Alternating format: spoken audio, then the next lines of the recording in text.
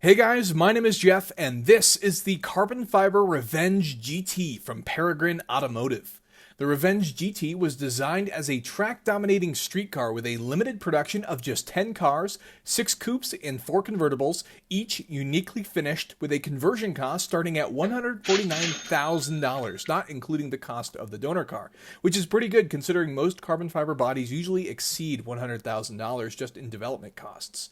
Now they start with an S550 Ford Mustang GT coupe or convertible with the recommended upgrades like the Magneride in the GT Performance Package. The car is then stripped apart and every panel is replaced with carbon fiber except for the roof, trunk, and doors for safety and structural reasons. And before you ask about the trunk, they do that because the spoiler that goes on will actually bend the sheet metal, so they need it to be fairly sturdy and be able to reinforce it. Now, the total bit of the carbon fiber actually saves 200 pounds, bringing the total car weight to just 3,500 pounds.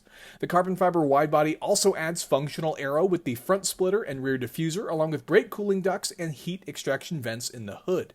The widebody adds 3 inches of total width to the front and 6 inches of total width in the rear for improved mechanical grip via staggered tires, running 295s up front and 345s in the rear, which are wider than the GT500 and make it easier to put the power down.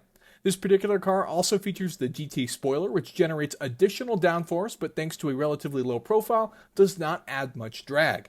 The interior is reupholstered in leather with a variety of custom options, and power comes from a Whipple supercharged Coyote 5-liter V8, making over 800 horsepower on a custom tune with an optional 1,200 horsepower upgrade. This car is paired with the 10-speed automatic transmission, which they recommend for optimum track times, but can be built with a 6-speed manual as well. The Revenge GT achieves 0 to 60 in around 3.5 seconds with an estimated top speed of 200 miles per hour, making this beast potentially faster than the Shelby GT500.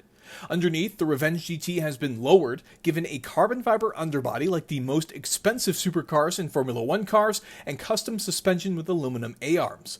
The Brembo brakes were made specifically for the Revenge GT, with 16-inch drilled rotors and 6-piston calipers in the front, and 15-inch drilled rotors and 4-piston calipers in the rear, giving this car some of the biggest brakes you'll find anywhere on a lightened platform, perfect for track use. To make room for those brakes are the Revenge GT exclusive 20-inch aluminum wheels from Forgeline Wheels.